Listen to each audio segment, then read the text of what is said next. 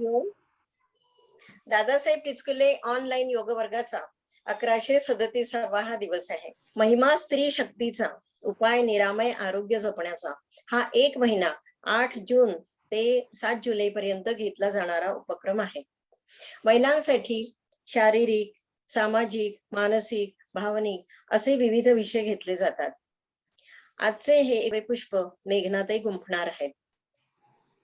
दीर्घ, स्वस्थ व निरोगी जीवनासाठी जीवनशैली व आहारशास्त्र व पोषणशास्त्र किती अनमोल आहे याचे मार्गदर्शन मेघनाताई कुमारे करणार आहेत. त्यांचे शब्द सुमनाने स्वागत व परिचय सुषमाताई करतील अशी मी त्यांना विनंती करते. सुषमाताई, स्वागत व परिचय.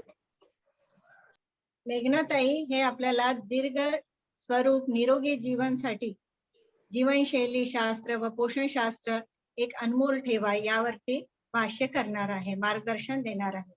मेघनाताई MSc food science nutrition, PG diploma in California, अजून खेळ आहार तज्ञ यामध्ये त्यांनी विशेष हासिल केलेला आहे. स्वतःचे त्यांचे MK फिट फूड्स या डायरेक्टर आहे. रेड ऍपल फाउंडरचे पण डायरेक्टर आहे आणि विविध पुरस्कार अवॉर्ड पण त्यांना मिळालेले आहे. 15 ते 17 असं वर्षाचा त्यांचा हा अनुभव आहे. बेस्ट डायटेशियन अवॉर्ड 2017 मध्ये, best real super woman 2020 FSIA, Mrs India राहिलेले 17चे शिल्पा अग्रवालची पण डायटेशियनची भूमिका त्यांनी पार पाडलेली आहे. बेस्ट उद्योजिका अवॉर्ड विजेता विदर्भ इंडस्ट्री असोसिएशन यातर्फे पण आहे. ETV चॅनलवर मेजवानी किचन यामध्ये पण त्यांनी डाएट रेसिपी मुलांकरता उपस्थिती देऊन सांगितलेले आहे. स्वतःच पुस्तकही त्यांनी काढलेले आहे. पुस्तकाचं नाव आहे your real super hero is your body, nutrition वर आधारित आहे. आणि हा पुस्तक पहिल्यांदाच जगातला एकमेव असा पुस्तक आहे जो कॉमिक स्वरूपात कार्टून चित्रसहित जे मुलांनाही आवडेल सुंदर एक पुस्तक आहे. याची एक मी तुम्हाला प्रति दाखवत आहे. हा इथे उलटा दिसणार आहे, याचा फोटो टाकणार मी. आणि नागपूरच्या क्रॉसवर्डला उपलब्ध आहे आणि इतर ठिकाणी तुम्हाला ऑनलाईन अमेझॉनवर, फ्लिपकार्ट वरती उपलब्ध होईल. टीनेजर मुलं असतात जे 15 ते 16 वयामध्ये, त्या मुलांकरता सोशल अँड हेल्थ इश्यू त्यांचे असतात काही, त्याच्यावरती पण त्यांनी लेक्चर दिलेले आहे. अजून आपल्या महाराष्ट्र नागपूर क्षेत्रामध्ये असे 30 गाव शाळेकरी मुलींचे तिथे पण हेल्थ लेक्चर त्यांनी घेतलेले आहे. Reliance India power limited Butibori Nagpur इथे ज्यांनी अडॉप्ट केलेले 250 मुली आहेत, तिथे पण त्यांनी आपले 2 सेशन लेक्चर दिलेले आहे. न्यूट्रा या याचे ते बोर्ड मेंबर आहे. अजून वेगवेगळे जे आपले छोटे मुलं शाळेत जातात, different types of tiffin recipes, हा पण त्यांनी इतके सुंदर तऱ्हेने शाळांना, किंवा आता मी प्रत्यक्ष बघितलं इथे राहत असताना, कारण त्या शेजारी असल्यामुळे कसं मुलांना द्यायचं. मुलं आपल्या आजकाल टिफिन वापस आणतात, खात नाही, तर कशा स्वरूपात त्यांच्या पोटात विटॅमिन, प्रोटीन, सगळे फायबर्स गेले पाहिजेत, वेगवेगळ्या तऱ्हेने हे करतात. आणि एक सांगायचं म्हणजे स्वभाव हसमुख आणि मृदभाषी आहे, चेहऱ्यावर नेहमी त्यांचं हसतमुख राहतात. वुमन्स सेलिब्रेशन डे त्यांनी LAD कॉलेजला पण लेक्चर घेतलेले आहे. या अतिरिक्त त्यांचे असंख्य गेस्ट लेक्चर आहे. त्यामध्ये टाटा मेमोरियल हॉस्पिटल, आकाशवाणीमध्ये आरोग्य संपदा, WHO प्रोजेक्ट वरही विशेष काम केलेले आहे.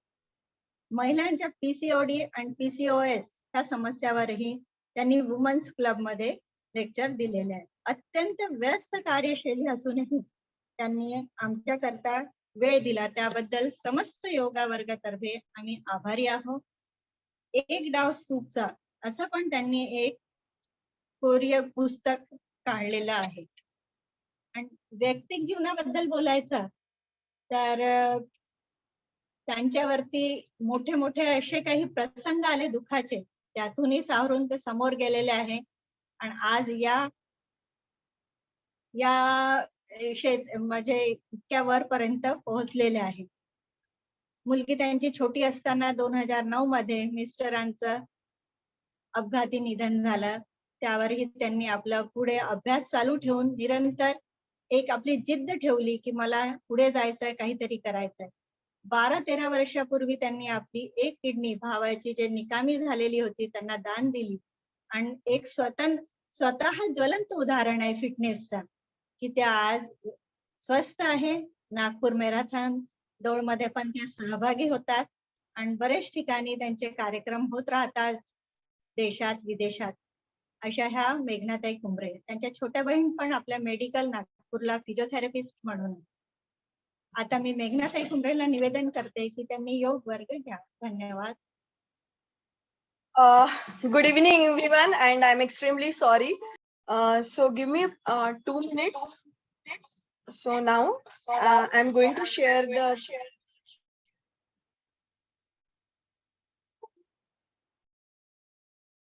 Everyone, I'm extremely sorry for late. आणि हेल्दी डाएट असेल तर हेल्दी लाईफ राहील आणि हेल्दी नेशन राहील. आणि अकॉर्डिंग टू गांधीजी जे आपण सगळ्यांनी कोविड मध्ये बघितलंय की it is a health that is a real wealth and not piece of gold and silver. So Mahatma Gandhi म्हणतात की आपण काहीही विकत घेऊ शकत नाही, आपण आपली हेल्थ ऍटलिस्ट विकत घेऊ शकत नाही.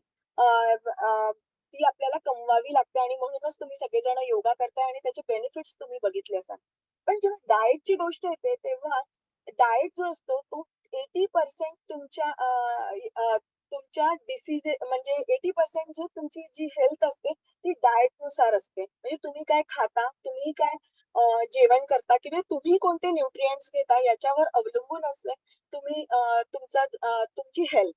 तर 80% तुम्ही काय अँटीऑक्सिडेंट घेता, तुम्ही काय मायक्रोन्यूट्रिएंट घेता, तुम्ही कोणते प्रोटीन्स घेतात आणि तुम्ही काय खाता आहे याच्यावरनच तुमची हेल्थ डिसाईड करते. आणि याचं सिम्पल एक्झाम्पल आपण कोविड मध्ये पाहिलं. एक टर्मरिक आणि ते काय ब्लॅक पेपर वगैरे आपण मिक्स करून सगळं इम्युनिटी बुस्टर्स घेत होतो कारण की आपल्याला तेव्हा हेल्थचं इम्पॉर्टंट कळलेलं होतं. नाव आपण परत बॅक आलेलो आहे. आपण परत आजकाल तुम्ही बघितलं असेल की कोविडच्या नंतर खूप सारे रेस्टॉरंट उघडलेले आहेत आणि म्हणजे उघडले तर आहेच आहे, पण आपलं झोमॅटो स्विगी पण खूप जास्त काम करते. त्याचं बिझनेस प्रॉफिटेबल होतं कारण की आपण रोज ते जेवण मागवतो आहे. आपल्याला काही नाही आवडलं तर आपण बाहेरनं जेवण मागवतो आहे आणि प्लस आपण नवीन नवीन जे रेस्टॉरंट आहे ते ट्राय करतो आहे. So these are the common problems we are facing nowadays. म्हणजे माझ्याकडे अशी सगळ्यात जास्त पेशंट येतात like belly fats, hair loss, weight gain, weight loss, acne, acidity and constipation.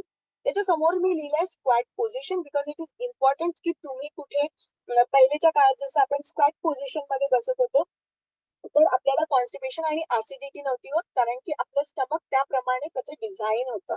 पण आजकाल आपण इंग्लिश याच्यामध्ये बसतो. पण देअर आर सम पोझिशन्स तुम्ही जर युट्यूबवर बघितलं तर तुम्हाला तुम्ही इव्हन हे जे न्यू टॉयलेट आहे त्याच्यामध्ये कसे स्क्वॅट पोझिशन मध्ये बसू शकता त्याचे व्हिडिओज अवेलेबल आहे. सो गो फॉर दॅट आणि ती पोझिशन घेऊन आपण मोशन्स क्लिअर करायला पाहिजे. स्लीप मेलाटोनिन जर डेफिशियन्सी असेल तर डेफिनेटली तुमची स्लीप त्याच्यामध्ये इन्व्हॉल्व होते आणि ऍट द एज आपलं melatonin deficiency is very common आणि म्हणून आपली झोप दिवसेंदिवस कमी होते. Anxiety nowadays anxiety is very common, पण आजकाल यंगस्टर मध्ये जास्त बघितल्या जाते इन्स्टेड ऑफ म्हणजे ज्यांची एज आफ्टर 60 कारण की because they are living their life आणि त्यांना इतकं टेन्शन नसतं.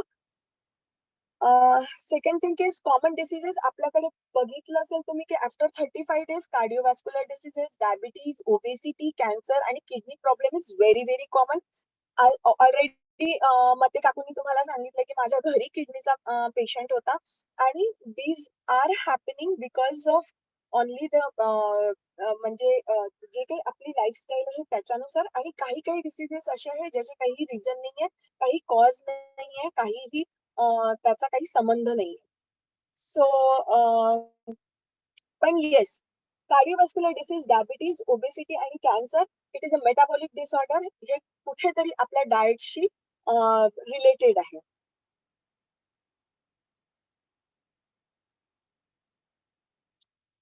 सॉरी.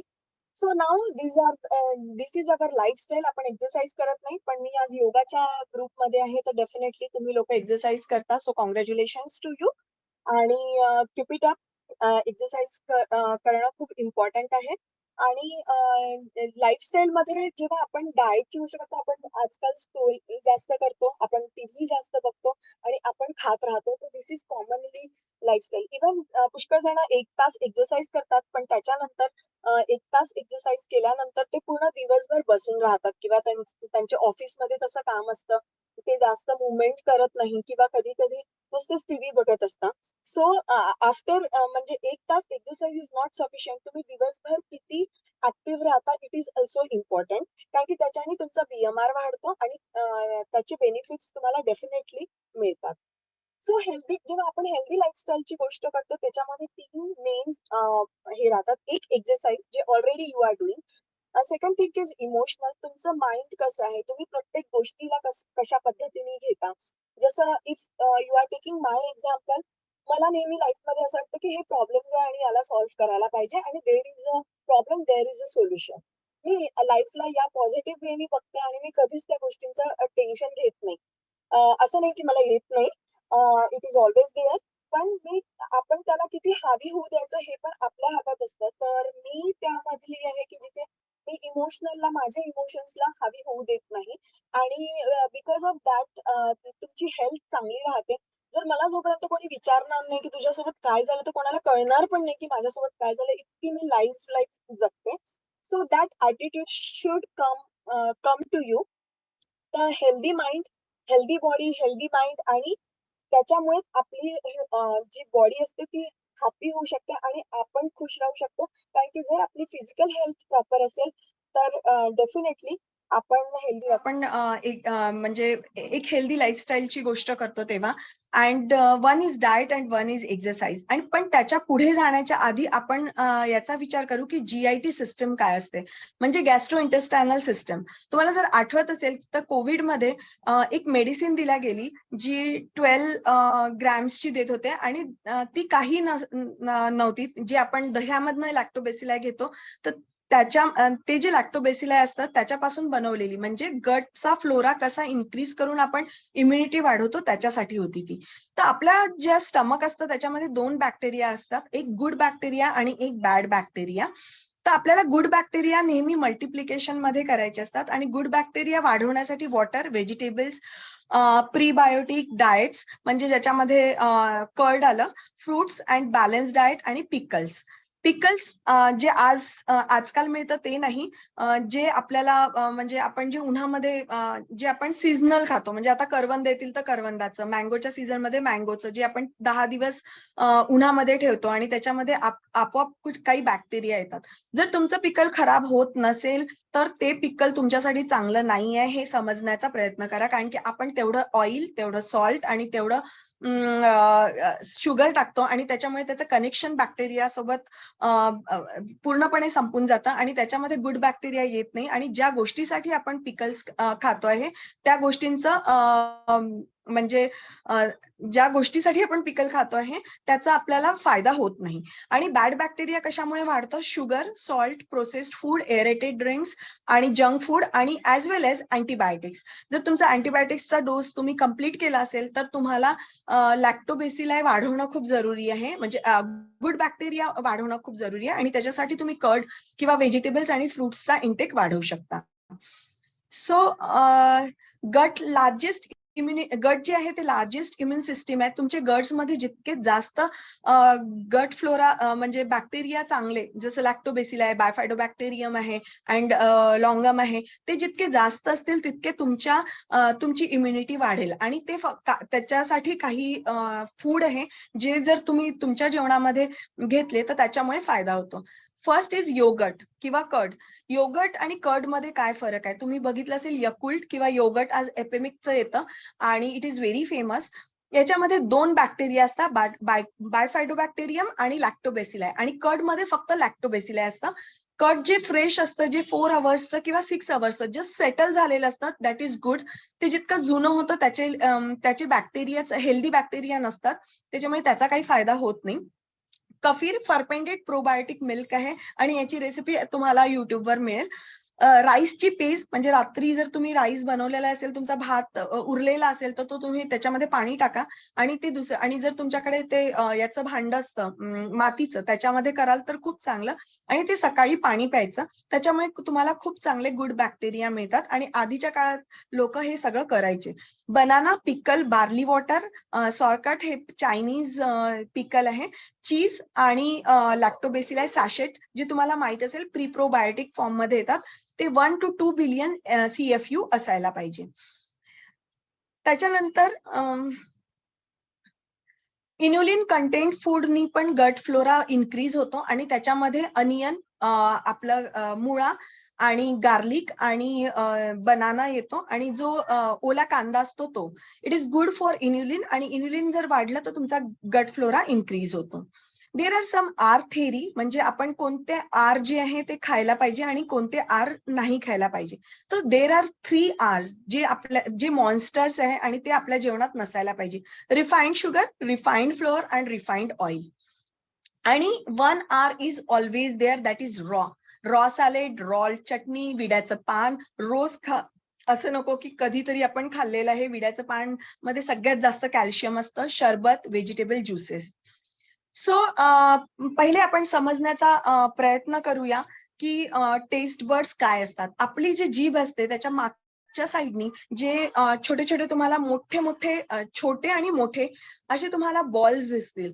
सो त्याला टेस्ट बर्ड्स म्हणतात. आणि टेस्ट बर्ड्स आपण जे काही खातो त्याच्यासाठी प्रॉमिनंट होतात. जर तुम्ही खूपदा चायनीज फूड खाल्लं तर तुम्हाला अजिनोमोटो किंवा त्याच्यामध्ये जे काही स्ट्रॉंग सोया सॉस टाकलं जातं किंवा विनेगर टाकलं जातं, तर त्यांची टेस्ट तुमच्या याच्यात डेव्हलप होते. तसंच तुम्ही बघितलं असेल की आपल्याला ताप आला तर आपण मोस्ट ऑफ द टाइम पिकल खातो, कारण की त्याच्याने टेस्ट बर्ड्सला आपल्या म्हणजे टेस्ट येते असं आपण म्हणतो, कारण की आपल्याला तोंड कडू वाटत असतं आणि त्याच्यासाठी आपण ते घेतो. कारण की पिकल जे आहे त्याची जे टेस्ट आहे ती प्रॉमिनंट आहे, आणि टेस्ट बर्ड्सला प्रॉमिनंट टेस्ट नेहमी आवडतं. त्याच्यामुळे मुलांना जेव्हा तुम्ही काही खाऊ घालता, जेव्हा तुम्ही इंट्रोड्यूस करता कोणतं फूड, तेव्हा कधीही त्यांना आईस्क्रीम किंवा एखादं लोणचं थोडासा बोट लावलं आणि खायला दिलं असं कधीच करायचं नाही, कारण की त्यांचे टेस्ट बर्ड्स जर त्याच्यासाठी प्रॉमिनंट झाले तर ते नॉर्मल जेवण करत नाही. तसंच मुलांना जेव्हा आपण पिझ्झा देतो किंवा बर्गर देतो, तर या फास्ट फूड मध्ये यांची स्ट्रॅटेजीच ती असते. ते एडिक्ट करतात आपल्याला. म्हणजे इथे एक सुट्टाबार म्हणून चहाचं शॉप आहे, तिथे तुम्ही एकदा चहा प्यायला गेले तर तुम्हाला वारंवार चहा प्यायची तिथे इच्छा होते. बिकॉज तिथे असे काही त्या चहामध्ये टाकल्या जातात काही गोष्टी की ज्याच्यामुळे तुमचे टेस्ट बर्ड्स त्या गोष्टीसाठी प्रॉमिनंट असतात आणि दिल मांगे मोर असं होतं.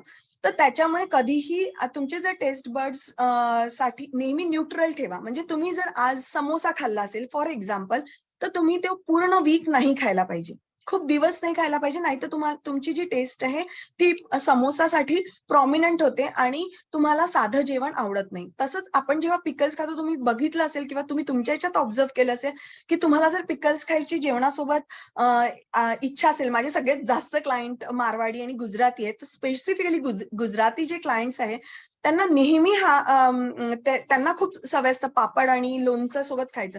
तर त्यांना साधं जेवण आवडतच नाही. त्यांना रोजच सकाळ संध्याकाळ दुपार कधी पण लोणचंच आवडतं, बिकॉज त्यांचे टेस्ट बर्ड्स त्याच्यासाठी डेव्हलप केले. तर कोणतेही जे बॅड फूड असतं, म्हणजे जसं की जंक फूड आहे किंवा जे जास्त ऑइली आहे किंवा जास्त शुगरी आहे, त्याच्यासाठी आपले टेस्ट बर्ड्स तयार नाही करायचे. तर भाज्यांसाठी तुम्ही तयार करू शकता किंवा तुम्ही जी बॅलन्स डाएट घेता त्याच्यासाठी तुम्ही तुमचे टेस्ट बर्ड्स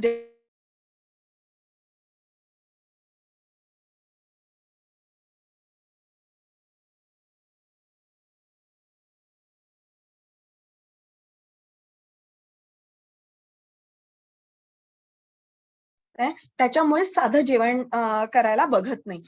तर त्याच्यासाठी आपल्याला त्यांना ती टेस्ट डेव्हलप करणं जरुरी आहे. प्रत्येक भाजी त्यांनी कितीही नाही म्हटलं तरी थोडी तरी खायला द्या, जेणेकरून ती टेस्ट बर्ड्स ती टेस्ट डेव्हलप करतील त्या भाजीची. So the average person has about 10,000 taste buds and they are replaced every 2 weeks. 2 weeks मध्ये ती चेंज होते आणि 10,000 टेस्ट बर्ड्स असतात. In adult they are more stronger and they are more stronger with a strong taste. त्याच्यामुळे जितकी strong taste तुम्ही कोणत्या पण गोष्टींची कराल तितके जास्त तुमचे ते जे टेस्ट बर्ड्स आहेत ते स्ट्रॉंग होतात. So let's talk about the exercise.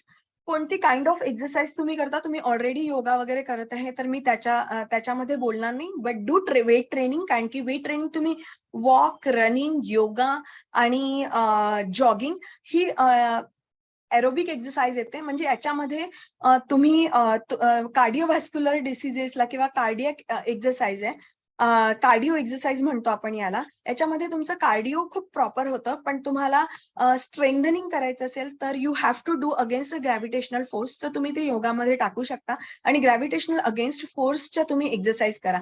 आणि एक लक्षात ठेवा की तुम्ही जर एक्सरसाइज तुम्हाला असं वाटत असेल की तुमचं एज झालंय आणि तुम्हाला त्याच्यासाठी स्ट्रेंथनिंग एक्सरसाइजची गरज नाहीये, तर हे खूप मोठं मिथ आहे. तुमचे जे बोन्स आहे ते फक्त कॅल्शियम आणि विटॅमिन डी नी हे नाही होत, म्हणजे मजबूत नाही होत. त्याच्यासाठी तुम्हाला मसल्स पण पाहिजे असतात. कोणती पण सिस्टम जी असते ती फक्त एका याच्याने उभी नाही राहत. फक्त कॅल्शियमनी तुमचे बोन्स स्ट्रॉंग नाही होणार, त्याला जी पकडणारे जे मसल्स आहेत ते पण स्ट्रॉंग असायला पाहिजे. म्हणून तुम्ही बघत असाल की कधी पण कोणी जे एक पर्टिक्युलर एजच्या नंतर तुम्ही ऐकलं असेल की ते बाथरूम मधनं पडले किंवा टॉयलेटमध्ये जाऊन जस्ट त्यांचा पाय स्लिप झाला आणि त्यांचा हिप रिप्लेसमेंट झाला किंवा हिप जॉईंट पूर्ण तुटलेला आहे. बिकॉज ऑफ ते जॉईंट तर ठिसूळ झालेलेच आहे, पण त्याची जी सिस्टम होती ती पण प्रॉपर नव्हती. म्हणजे त्याला जे पकडून ठेवणारे जे मसल मास होते तेही स्ट्रॉंग नव्हते, म्हणून तसं होतं. तर फक्त कॅल्शियम, विटॅमिन डी वाढवून चालणार नाही, तुम्हाला मसल मास पण वाढवावा लागेल. त्याला तुमच्या बोन्सला जकडून ठेवण्यासाठी जी काही सिस्टम लागते ती तुम्हाला स्ट्रॉंग बनवून ठेवावं लागेल, जेणेकरून कॅल्शियम कमी झालं किंवा तुमचे लिगामेंट्स थोडेसे ठिसूळ झाले किंवा तुम्हाला आर्थरायटिस आहे, पण या मसलमुळे ते त्यांना स्ट्रॉंग ठेवतील. तर फक्त कॅल्शियम आणि विटॅमिन डी घेऊन नाही चालणार, तर तुम्हाला स्ट्रेंथनिंग एक्सरसाइज करून घ्यावी लागेल. आणि त्याच्यासाठी तुम्हाला जिम मध्ये जायची गरज नाहीये. तुम्ही युट्यूबवर जर स्ट्रेंथनिंग एक्सरसाइज बघितले किंवा योगामध्ये पण काही काही ग्रॅव्हिटेशनल फोर्सच्या अगेन्स्ट तुमच्या वेट घेऊन एक्सरसाइज करता येतं, तर that you can do it. Okay, so now let's talk about the sleep. कारण की स्लीप जी आहे ती इन्क्रीज इम्युनिटी वाढवते आणि आपण बघितलं असेल की एका पर्टिक्युलर एज मध्ये आपल्याला झोप येत नाही. तर जर तुम्ही खूप जास्त मोबाईल पाहत असाल, टीव्ही पाहत असाल तर तुम्हाला झोप येणार नाही. कॅफिन किंवा कधी चहा घेतला रात्रीच्या वेळेस तर तुम्हाला झोप येणार नाही. पण मोस्ट प्रोबॅबली लार्ज मिल्स, जर तुम्ही जास्त प्रमाणात जास्त जेवण खाल्लं, कारण की आपल्याकडे सगळे प्रोग्राम्स जे असतात ते रात्रीचे होतात आणि त्याच्यामुळे आपण जास्त खातो, म्हणजे स्वीट्स पण चालतं आपल्याला. खूप काही चांगलं जेवण असेल तर किंवा आपण कोणत्या पार्टीमध्ये गेलो तर किंवा कोणत्या लग्नाला गेलो तर आपण ते खातो आणि त्याच्यामुळे आपल्याला झोप येत नाही. Sleeping time is important. तुम्हाला झोप येऊ की नाही, तुमच्या बेडची टायमिंग जी असते ती प्रॉपर असायला पाहिजे. आणि उठण्याचं तर मला सांगायची गरज नाही, कारण की तुमचे क्लासेस असतात. सो मेलेटोनिन रिच फूड जर तुम्ही घेतलं तर तुमची झोप चांगली होऊ शकते. That is fruits and vegetables, cherries, corn, asparagus, tomatoes, pomegranate and olive, grapes, broccoli, cucumber. But cucumber, tomatoes, pomegranate तुम्ही घेऊ शकता आणि त्याच्याने तुमची झोप चांगली होईल. Grains, rice, barley water. जर तुम्हाला वाटत असेल की तुम्हाला झोप येत नाही तर बार्ली वॉटर जर तुम्ही पिलं तर तुमची झोप चांगली होते. Nuts and seeds, walnuts, peanuts, sunflower seeds, mustard seeds and flax seeds. मिलेटोनिनला ऍब्सॉर्ब करायला ट्रिप्टोफॅनची गरज असते आणि ट्रिप्टोफॅन जे आहे ते हळदीचं दूध, केसर दूध किंवा nuts and seeds and apple आणि बनाना आणि योगर्ट मध्ये असते. So you can have that also. तसंच विटामिन B6 पण हेल्प करतं. Sunflower seeds, flax seeds is a good source of vitamin B6. आणि त्याच्यासोबत बनाना, स्पिनॅच, हे जर पालक, तर हे जर तुम्ही खाल्लं तर तुमची झोप इम्प्रूव्ह होते. तुम्हाला माहिती असेल किंवा तुमच्या आपल्या ग्रुपमध्ये खूप लोक जर एक एज मध्ये असतील तर त्यांना माहिती असेल की जुन्या काळामध्ये असं सांगायचे की दुधामध्ये केसर टाका, हल्दी टाका, इलायची टाका आणि स्पेशली जायफळ. जायफळ हे खूप चांगलं झोप देते. त्याच्यामुळे जर तुम्हाला झोप नसेल येत तर तुम्ही जायफळचं दूध पिऊ शकता. Almond milk is good. आणि घी आणि हनी आणि थोडं जायफळ टाकलं तर त्याचं जर तुम्ही ड्रिंक पिलं तर ते पण खूप इम्प्रूव्ह होतं, म्हणजे तुमची झोप इम्प्रूव्ह होते. Sorry. Then okay, so why we need a balance diet? Because of the no doubt आपल्याला हेल्दी लाईफ पाहिजे आहे, त्याच्यासाठी वेट कंट्रोल करायचं आहे, त्याच्यासाठी आपली झोप चांगली व्हायला पाहिजे म्हणून, आणि गुड स्किन अँड हेअर आणि आपला फिटनेस लेवल वाढवण्यासाठी आपल्याला बॅलन्स डाएटची गरज असते. So there are some rules की आपण कसा डाएट घ्यायला पाहिजे. So that is the 1, 2, 3. तर याच्यामध्ये पहिले काय होतं की जी म्हणजे बॅलन्स डाएट होती त्याच्यामध्ये असं होतं की सगळ्यात जास्त तुम्ही कार्ब्स घ्यायला पाहिजे, आणि म्हणूनच आपण सगळ्यात जास्त भात आणि ज्वारची रोटी हे सगळं खातो, आणि त्याच्यानंतर आपले प्रोटीन्स, आणि त्याच्यानंतर व्हेजिटेबल्स, असा तो पिरामिड होता. But now pyramid is change. My plate तुम्ही युट्यूबवर बघू शकता माझ्या प्रेझेंटेशन मध्ये, पण आज maybe because of light मी तुम्हाला प्रेझेंटेशन अगेन शेअर नाही करू शकत, पण मी I will try PDF form मध्ये तुमच्या ग्रुपमध्ये टाकेल. सो पहिले तर व्हेजिटेबल्सचं सगळ्यात जास्त प्रमाण असायला पाहिजे. इट शुड बी 7 to 8 और मे बी मॅक्झिमम 9 व्हेजिटेबल्स आणि फ्रुट्स कॉम्बिनेशन आपल्या डाएटमध्ये असायला पाहिजे for cardiovascular diseases, for cancer patients, आणि सगळ्या डिसीजेससाठी आपण इतके फ्रुट्स आणि व्हेजिटेबल्स खायला पाहिजे. नाही, आवाज येत नाही. आवाज नाही येत आहे? आता येतोय. येतोय. आवाज क्लिअर आहे ताई? हा, तुम्हाला येतोय. आवाज आवाज येतो clear बरोबर क्लिअर? सो Clear आहे. आपला प्रॉब्लेम असेल तर मंगला ताई. पोर्शन आहे ते प्रोटीन्सचं सगळ्यात जास्त असायला पाहिजे, आणि त्याच्यानंतर सगळ्यात कमी जे असायला पाहिजे ते फॅट्स अँड कार्बोहायड्रेट्सचं असायला पाहिजे. सो एकदा ट्राय करू का, शेअर होत असेल तर स्क्रीन, की चालेल, तुम्हाला समजते सगळ्यांना?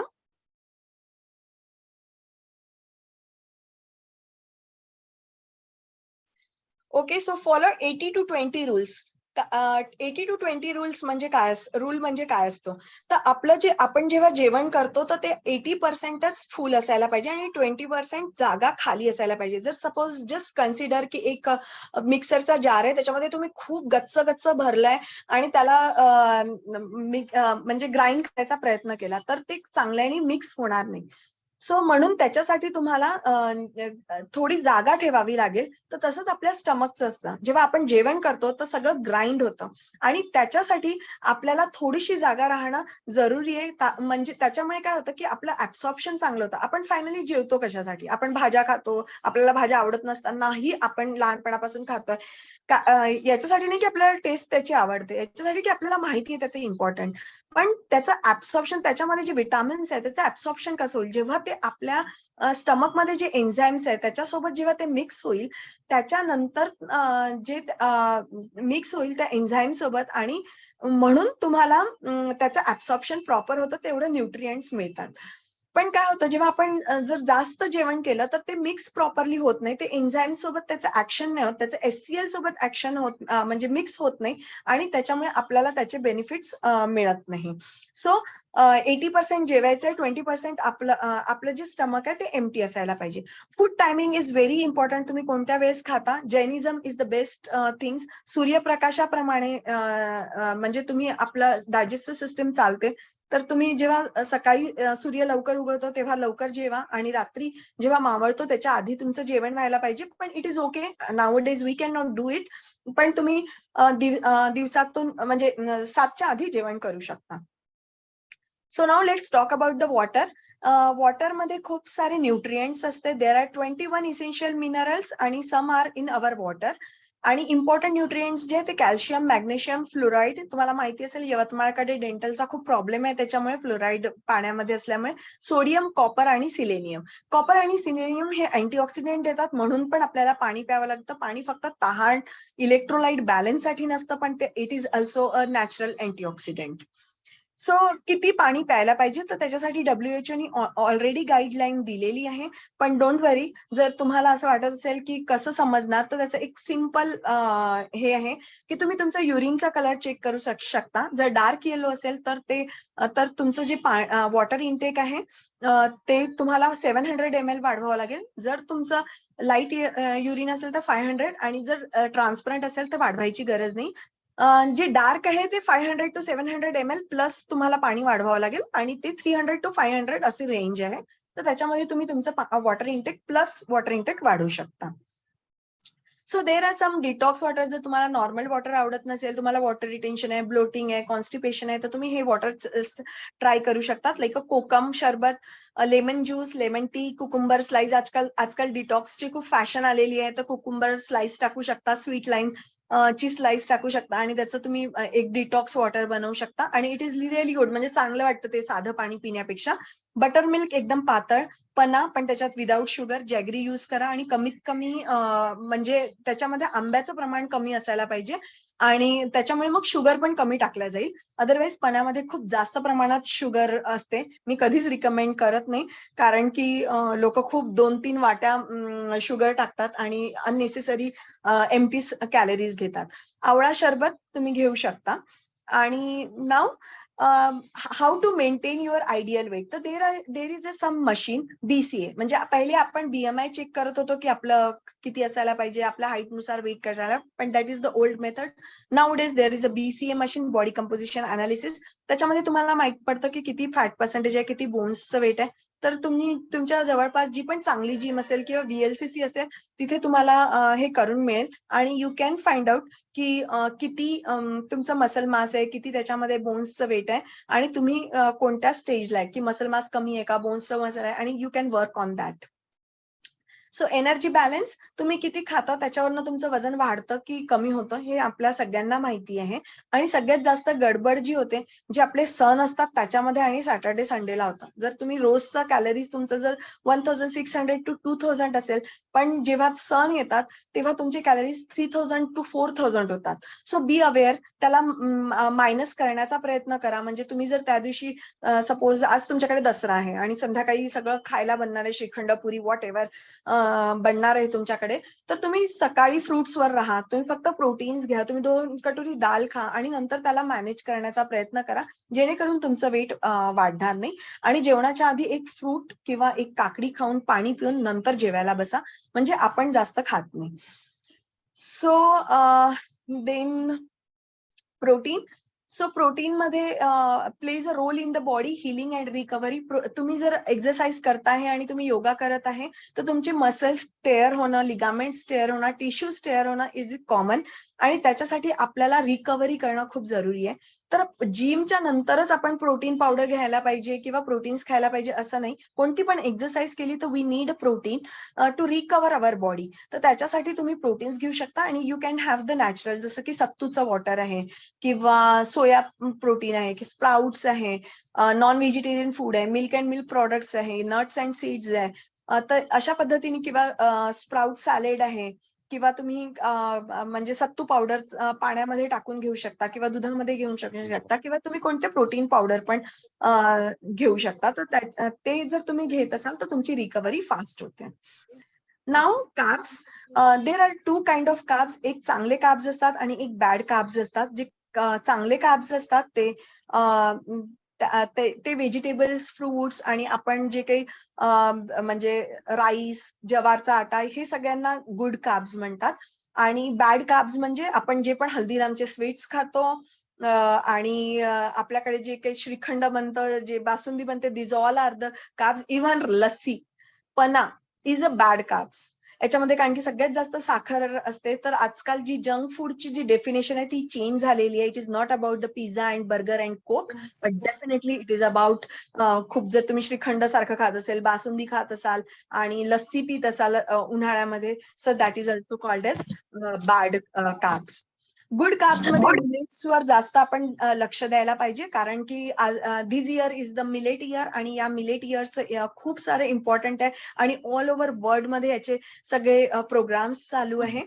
तर मिलेट्स जसं राजगिर आहे, तर सगळ्यात सिम्पल काय करायचंय मी तुम्हाला ते सांगते. गव्हामध्ये आहे ना थोडंसं नाचणी, बाजरा, ज्वारी, आता बाजरा नाही, आता ज्वारी टाकायची, हिवाळा आला की बाजरा टाकायचा आणि त्याच्यामध्ये मग बकवीट किंवा फॉक्सटेल किंवा लिटिल मिलेट्स, असं तुम्ही राजगिरा, रागी, हे सगळं टाकून दळून आणा. म्हणजे रोजच तुमच्या जेवणामध्ये ते म्हणजे ऍड होईल. म्हणजे तुम्हाला असं नको वाटायला की अरे आज भाकरी करते पण 10 दिवस आपण पोळी खात आहे. तर त्याच्यापेक्षा तुम्ही त्याच्यातच मिक्स केलं तर तुम्ही रोजच खाणार आणि तुम्हाला त्याचे बेनिफिट्स मिळतील. Healthy fats. हेल्दी फॅट्स नेहमी असं होतं की फॅट्सला खूपच बॅड बॉय मध्ये टाकल्या गेल्या सांगायचं झालं किंवा तर हा काय लेट बनून उभा नसतो. लेट बनून हा असतो खाणा लवकर बनतो. कोणीतरी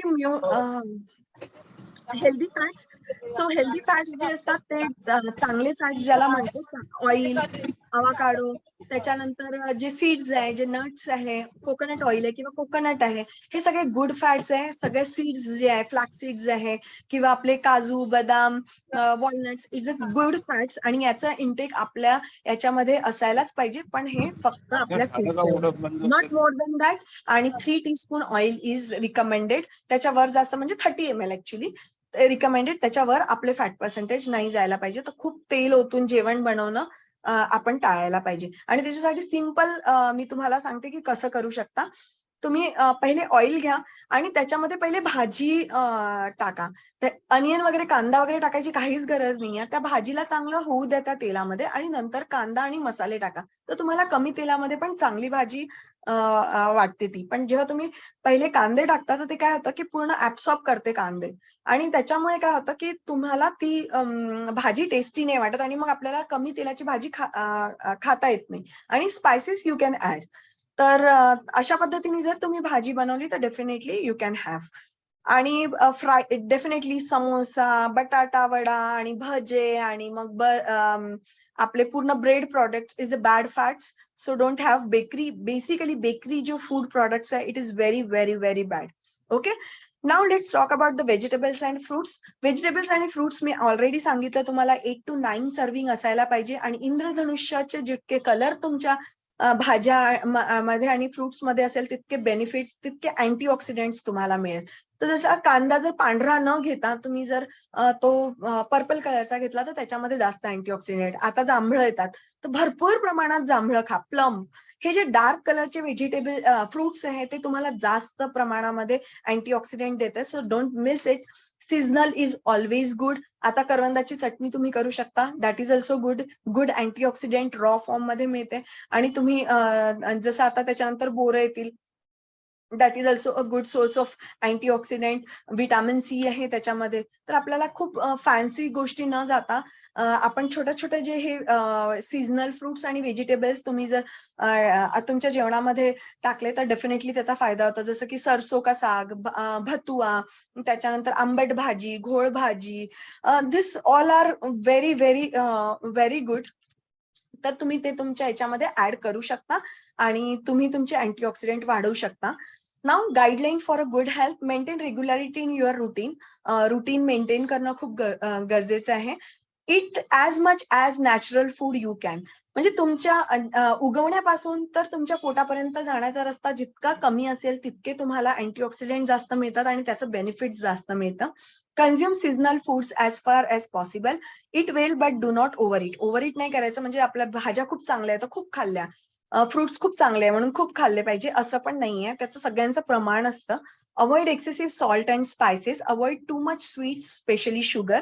Eat food which contain complex carbohydrate. ज्याला व्हेजिटेबल्स आणि फ्रुट्स म्हणतो generally. Avoid food that contains large amount of cholesterol and saturated fat. Watch your weight and maintain ideal weight. Avoid eating the same kind of food. इंद्रधनुष्यासारखे varieties of food आपल्या कलरचे आपल्या जेवणामध्ये असायला पाहिजे. खूप जास्त पाणी प्या आणि एक्सरसाइज करा. There is a no ideal diet that is right for everyone. सगळ्यांची न्यूट्रिशनल नीड्स डिफरंट असते, त्यांचे प्रॉब्लेम्स वेगळे असतात आणि त्यांचे मॅक्रो आणि मायक्रो न्यूट्रिएंट्सची पण नीड वेगवेगळी असते. तर त्याच्याप्रमाणे तुम्हाला तुमचा डाएट प्लॅन करायला पाहिजे. पण basically yes, it is a long procedure. तुम्ही तुमची लाईफस्टाईल कशी मेंटेन करता it is very important. Exercise, diet, sleep, everything. किती स्क्रीनिंग टाइम आहे, this all are important. Mental health is important आणि त्याच्यानंतरच तुम्हाला एक हॅपी ह्युमन बॉडी मिळू शकते आणि हॅपी हार्ट मिळू शकते. So thank you very much. Again I am extremely sorry. दरवेळेस माझ्यासोबतच असं का होतं हा प्रश्न मला आत्ता पडायला लागलाय की कारण की मी शेअर नाही करू शकत कारण की स्लाइड्सनी जास्त चांगलं आणि समजतं पिक्चर्सनी. पण मी काहीच नाही करू शकत. सो माझ्यासोबत नेहमीच असं काहीतरी होत राहतं. But still it is okay, part of life. And thank you, thanks a lot मला इथे बोलवल्याबद्दल. आणि ऍक्च्युली मला मला वाटलं मंडेला आहे आणि मला लगेच कळलं की आजच होतं ते. त्याच्यामुळे मी पण म्हणजे तयार होऊन नाही आली आज. So thank you everyone. अँड तुम्हाला काही क्वेश्चन असेल तर आपण विचारू शकता. मेघनाताई, खूप सुंदर आपण मार्गदर्शन केलेलं आहे. खूपच सुंदर आहारावर. मी त्याच्यावर आता थोडस लिहिलेलं आहे, ते मी वाचून दाखवते. आणि आय एम एक्स्ट्रीमली सॉरी की माझ्या स्लाइड्स हे नाही झाल्या, शेअर नाही झाल्या. आज इकडे लाईट नाहीये, लाईटचा खूप प्रॉब्लेम आलेला आहे. माझं ते जिओचं फायबरचं वारंवार डिस्कनेक्ट होत आहे, त्याच्यामुळे मी शेअर नाही करू शकले. काही हरकत नाही ताई, पण जे मार्गदर्शन केलं आपण खूप सुंदर केलं. खूपच छान. म्हणजे सगळं त्यात सगळं आलं. मी थोडस लिहिलेलं वाचून दाखवते. प्रोटीन्स, विटॅमिन्स, कार्बचे असावे संतुलन. प्रोटीन्स, विटॅमिन्स, कार्बचे असावे संतुलन. घ्यावे काही पारंपरिक पदार्थाला आधुनिक टच देऊन. पालेभाज्या, फळभाज्या, सिझनेबल फळेही खावीत. गहू, बाजरी, ज्वारी, मका, नाचणीची भाकरीही घ्यावी. सुकामेवा, सीड्स, मिलेट्सचाही करावा आहारात वापर. सुकामेवा, सीड्स, मिलेट्सचाही करावा आहारात वापर. राजगिरा, खसखस, तीळ, जवस न्यूट्रिएंट्स करी तयार. राजगिरा, खसखस, तीळ, जवस न्यूट्रिएंट्स करी तयार. समतोल साधावा योगा प्राणायाम आहारात. समतोल साधावा योगा प्राणायाम आहारात. आनंदाने जीवन जगूया, प्रगत झेप घेऊ नभात. प्रगत झेप घेऊ नभात. ताई, खूप सुंदर आपण व्याख्यान केलेलं आहे. खूप सुंदर. थँक्यू. Thanks a lot. हो ना, मार्गदर्शन केलं. खूप छान. आपल्या योग वर्गामध्ये डॉक्टर मेघनाताईची आई पण जुडलेले आहेत. हो का? त्यांची काही प्रतिक्रिया. हा, कुणाला प्रतिक्रिया द्यायची असेल, प्रश्न विचारायचे, आय थिंक माझ्या आईने मला पहिल्यांदा असं ऑनलाईन ऐकलेलं आहे, तर मला आवडेल माझ्या आईच्या प्रतिक्रिया. तर मातोश्री, बोला थोडस. हा, बोला ताई. अशी फार मोठी हो आणि माझा आशीर्वाद आहे. माझ्या मुलीला माझा आशीर्वाद आहे. अशी फार मोठी म्हणजे हो. कसं झालं ते सांग. असंच मार्गदर्शन नेहमी करत राहा. आजचं मार्गदर्शन कसं झालं ते सांगा. माझं स्वप्न तुम्ही पूर्ण केलेलं आहे. माझ्या ज्या इच्छा होत्या त्या पूर्ण झालेल्या आहेत. त्याबद्दल मी धन्यवाद देते तुला. माझा आशीर्वाद आहे. बस. Thank you mamma. बाय बेटा. बाय. आज ताई, आज क्वेश्चन्स कोणाला काही विचारायचं आहे तर I can give the answer. पण नंतर क्वेश्चन्स असेल तर विचारू शकता. प्रतिक्रिया आणि प्रश्न नंतर घेऊ आपण. आधी आपण आभार घेऊ. आभार प्रदर्शन आपल्या विद्याताई ठवकर करतील अशी मी त्यांना विनंती करते. विद्या. हो, आली. हरिओम. हरिओम. आवाज येत आहे? हो हो. हरिओम जी. शुभ हरिओम. संध्या. शुभ संध्या. दादासाहेब टिचकुले योग वर्गातील सर्व मान्यवर आणि आजच्या या 29व्या पुष्प या सत्राच्या प्रमुख वक्त्या आदरणीय डॉक्टर मेघनाताई, आपणा सर्वांना नमस्कार. खूप सुंदर माहिती दिली आहे आणि खरोखरच आपलं ह्या सुदृढ जीवनाकरता आवश्यक आहे. असं म्हटलं जातं की अन्न तारी, अन्न मारी, अन्न नाना विकारी. शेवटी अन्नच आपल्याला चांगलं करतं आणि अन्नच आपल्याला बिघडवतं. उत्तम आरोग्य जोपासणे हे आपलं प्रत्येक व्यक्तीचा हा अधिकार आहे. आणि असं हे जे आपण संतुलन आहार जे सांगितलेलं आहे, हे संतुलन आहार खरोखर सुदृढ आरोग्याची खाण म्हणजेच पोषक आहार. या सर्वांमध्ये की आहारच हा विविध आजारांना, विविध विकारांना दूर करण्याची या आहारामध्ये प्रचंड शक्ती आहे. तेव्हा आपण आपल्या आहारामध्ये, आपल्या जीवनामध्ये आपलं शरीर सुदृढ, सौंदर्य हे टिकवून ठेवण्यासाठी आपला आहार कसा असला पाहिजे याबद्दल आपण लाईफस्टाईल अँड डाएट या विषयावर अतिशय सुंदर मार्मिकता ठेवून खूप सुंदर मार्गदर्शन केलेलं आहे ताई. मला असं वाटत नाही की इथे कोणाचा प्रश्न निर्माण होतील, कारण उत्तरे आणि विवेचनच फार सुंदर झालेलं आहे. आणि आपण आमच्या या दादासाहेब टिचकुले योग वर्गात आपण उपस्थित झालात आणि आई सुद्धा उपस्थित झाल्यात.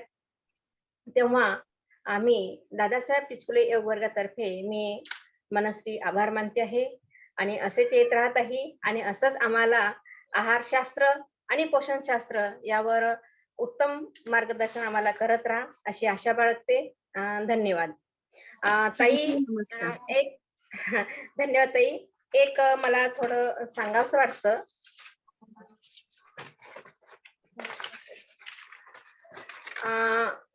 कारण बऱ्याच लोकांच्या शंका आहेत, अन्न, आहार, पोषण, उत्तम पोषण आहे की नाही. तर त्यावर मी एक थोडं 2-4 ओळी केलेल्या आहेत, मी तुम्हाला ऐकवते आहे. उत्तम पोषण म्हणजे जनरली काय उत्तम पोषण कशाला म्हणायचं, तर एकाच नाण्याच्या 2 बाजू पोषण आणि आरोग्य. एकाच नाण्याच्या 2 बाजू पोषण आणि आरोग्य. उत्तम पोषणाशिवाय नाही राहत निरोगी आरोग्य, नाही राहत निरोगी आरोग्य.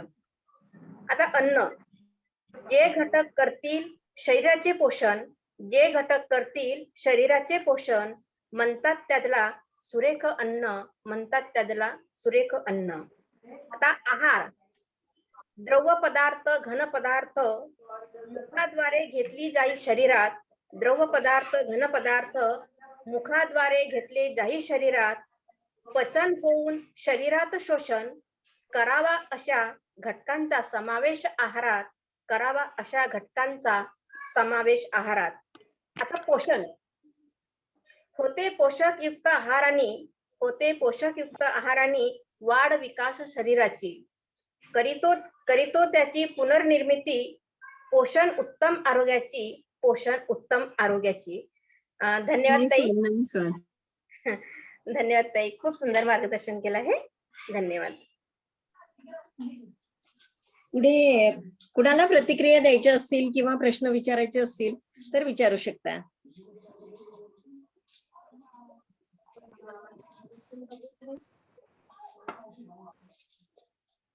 ताई, मला आपल्या आई आल्यात आणि त्यांनी सुद्धा तुम्हाला आशीर्वाद दिला आणि खरा एका आईसाठी ही फार आनंदाची बाब असते की आपली मुलगी